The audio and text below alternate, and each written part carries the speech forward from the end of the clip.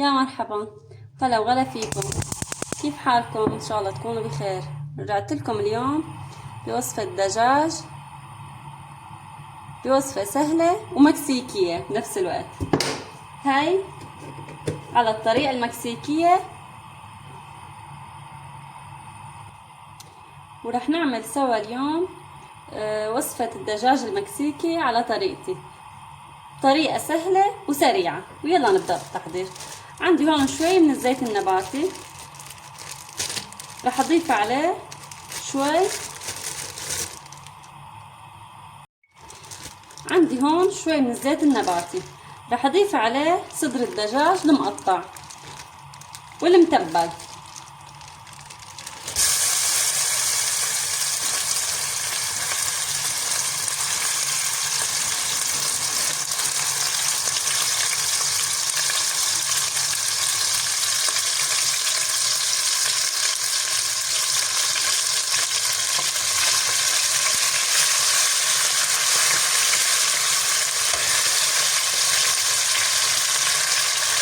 وهي اول وصفة لإلي معكم من مطبخي. يلا نقول بسم الله. انا بالعادة بجيب الصدر وبقطعه انا وبتبله، لكن اليوم زوجي جايب لي اياه متبل جاهز. انتوا بتضيفوا عليهم البهارات اللي انتوا بتحبوها، والخضار كمان اللي انتوا بتحبوها. انا بحب ضيف لها فليفله وشوية فطر ودرة، هي موجود بقلبها مثل ما شايفين. هي فطر وهي درة. انا بس يبدأ يتغير لونها وتاخد وش، تاخد لون هيك من على الطرفين، رح بلش ضيف عليها الفليفلة المقطعة.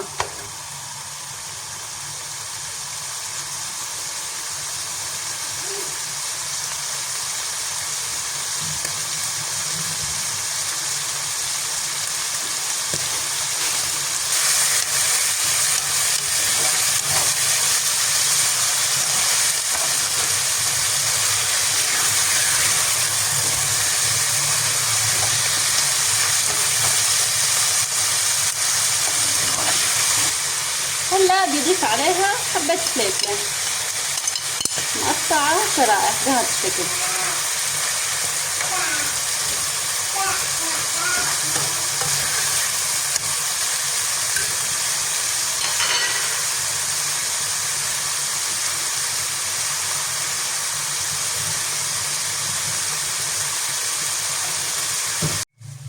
ومعلومة سريعة على الماشي، صدر الدجاج مثل ما بتعرفوا لازم ننزله على مقلاية حامية والزيت يكون حامي فيها كرمال يحتفظ بعصارته ويضل عنا طري وجوسي.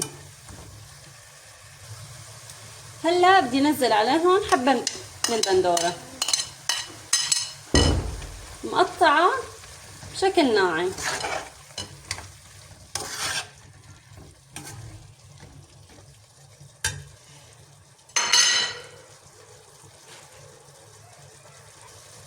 هلا بدنا نضيف عليهم معلقة من معجون البندورة،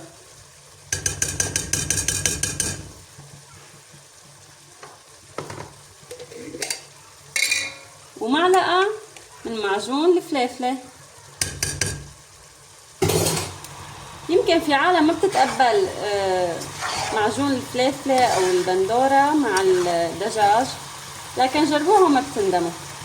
انا هي الوصفة معتمدتها من سنين، يعني من 6 أو 7 سنين او اكثر، يمكن ما بعرف.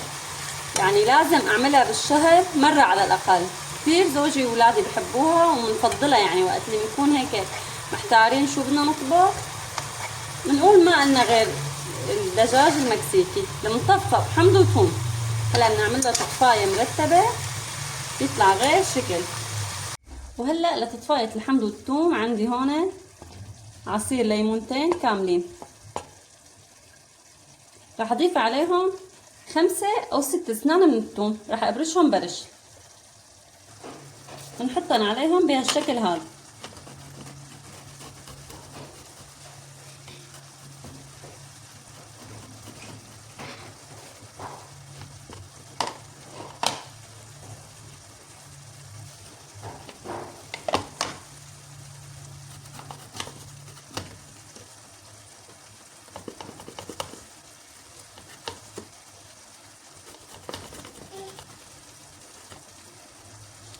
بحب فيه يدقون دق كمان، لكن انا بحب برشهم برش، بحس اسهل واطيب يعني. هلا بنحركهم بهذا الشكل.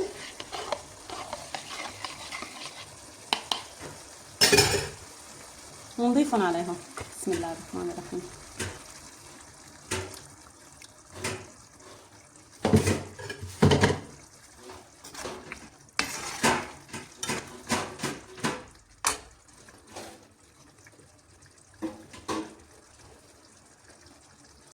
وهلأ بتكون استوت معنا المكسيكي بهذا الشكل. بسم الله ما شاء الله، مع صحن خضار وفليفلة حدة غير شكل، فيها العافية. وهلأ رح أعملكم وصفة مخلل اليخنة الحمراء السريع بشكل كتير سهل. طبعا هي اليخنة تتاكل بشكل سريع، يعني خلال أسبوع لازم نحن نكون يعني مخلصين الكمية. بيعملوها الأتراك، بيزينوا فيها السلطات، وبيعملوها جنب ساندويش، جنب أكلة الطنطون التركية. بدي صورلكم إياها إن شاء الله الأسبوع الجاي، ومندوق سوا مخلل اليخنة الأحمر السريع التركي بوصفة كتير لذيذة وسريعة. ويلا نبدأ التحضير سوا. عندي هون راس يخنة، يعني حجمه كبير، مو وسط ولا صغير، هيك بهالشكل حجمه كبير. بدنا نقطعه لشرائح.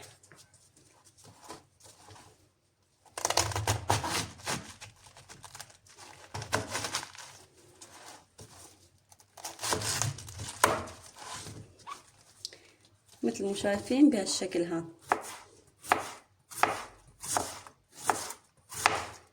بدنا نحاول نرقق الشرائح قد ما بنقدر.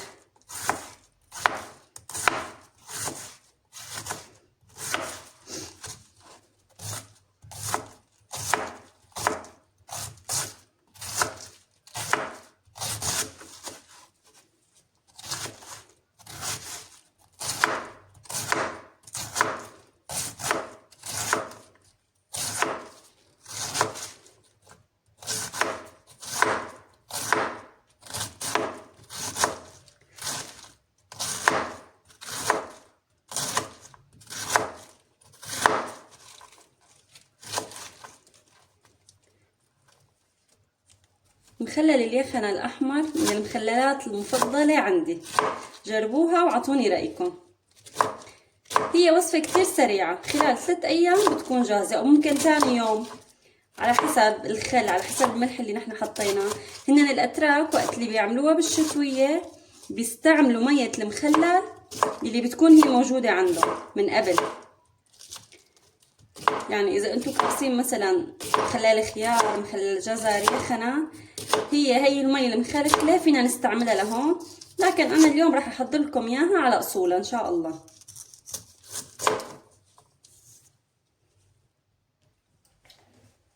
وهلا أنا كتير بحبها هذه. الله يعافيك يا ماما، أنا عم بعملكم إياها لأنكم بتحبوه. هلا بدنا نضيفهم هيك على طبق ونكفي تقطيع.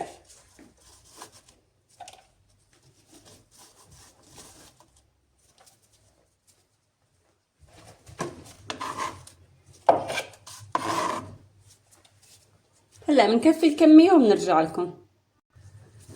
وهلا بدنا ننظف كتير مكان الشغل اللي كنا عم نقطع فيه كرمال ننتقل للتطبيق.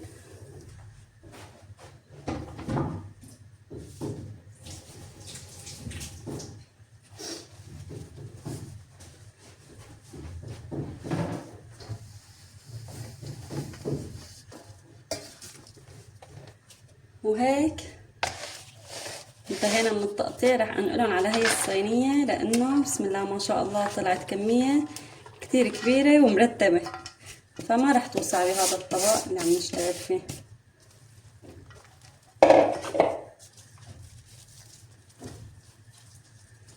هلا بننتقل لخلطة المي اللي بدنا نضيفها عليها. عندي هون كاسة شاي من الخل، خل التفاح، وعصير ليمونتين هلا بنعصرهم سوا، ومنضيف الملح والحمض. وعندي هون 4 مطربانات صغار بيوسعوا 500 جرام من أي نوع مخلل يعني. هلا بدنا ننتقل للمكونات.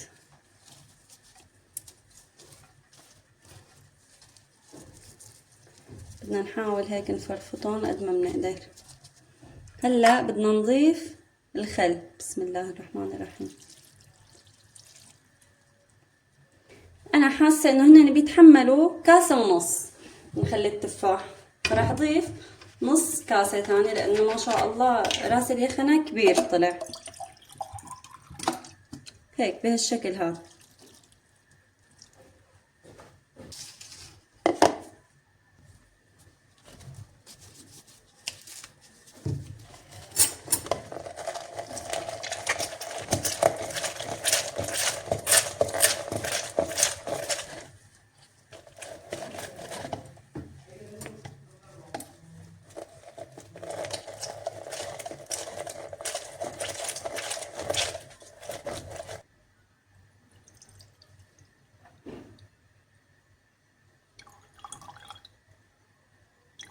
يعني تقريبا ربع كاسة شاي. طبعا انا كاستي كبيرة شوي، يعني عصير ليمونتين.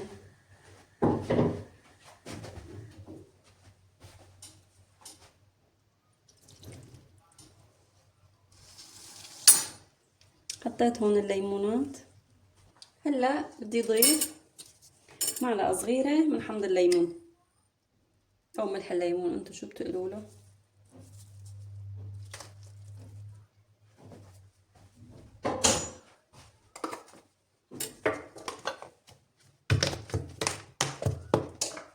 ومعلقتين كبار من الملح. اذا بتحبوا تضيفوا ملح صخري ما في مشكله، لكن نحن لانه فورا راح ناكله للمخلل، ومثل ما قلت لكم انه هو خلال اسبوع لازم يكون منتهي، يعني اكثر من هيك بصير بفور المطربان وبيخلخل كثير عنه، لانه سكر اليخنه كثير سكر عالي، فهو كثير بيرفع التخليل بالمخلل.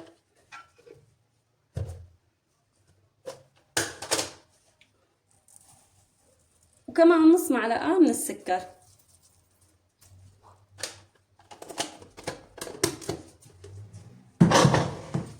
وهلا بدنا نعمل لهم هيك فركه مع بعض.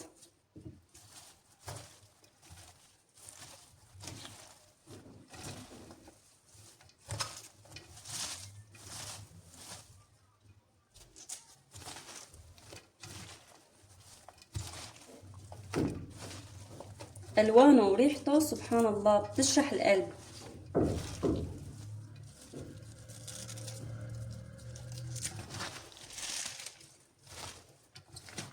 واذا انتم مثلي بتحبوا كتير الوصفات الغريبة والاكلات الغربية اللي لذيذة وسريعة، اكتبوا لي بالتعليقات. انا من النوع اللي كتير بحب جرب واكتشف اكلات جديدة، يعني بحب نطلع شوي عن الاكلات المتعارف عليها الشرقية اللي كلياتنا بنعرفها وكلياتنا بنعرف نعملها، اللي معبية الانترنت. انا بحب ضل جرب واكتشف اكلات جديدة ومخللات جديدة وسلطات جديدة. إذا بتحبوا تشوفوا وصفات جديدة مثلي ما تنسوا تعملوا لي متابعة وتعليق حلو مثلكم. القطعة اللي هيك عم تطلع معنا كبيرة عم نحاول نفرفطها. هلا هو بيرخي على الأحماض اللي حطيناها.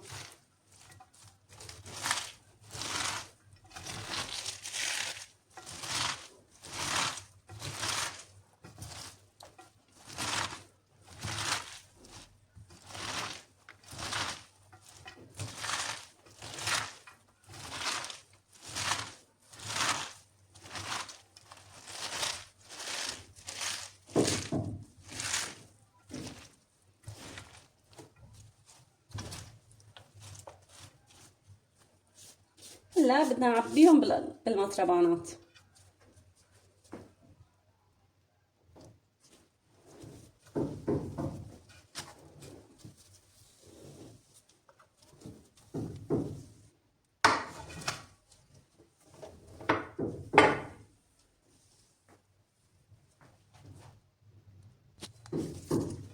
الله الرحمن الرحيم.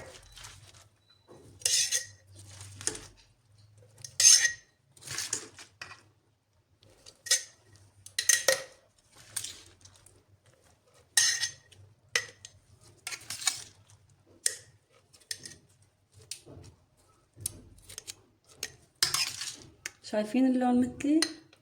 شي بشهي بسم الله ما شاء الله.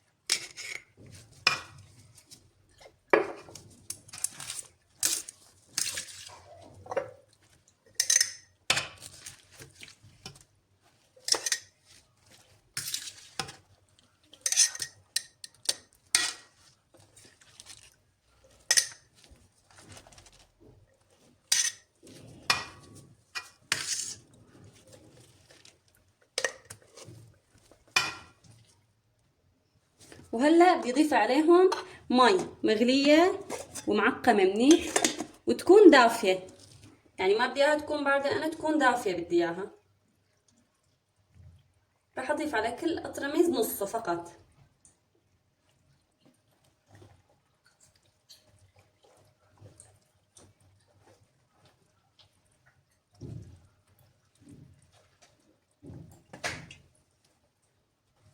هلا بدنا نسكرهم منيح بشكل محكم وبنقلبهم لتاني يوم.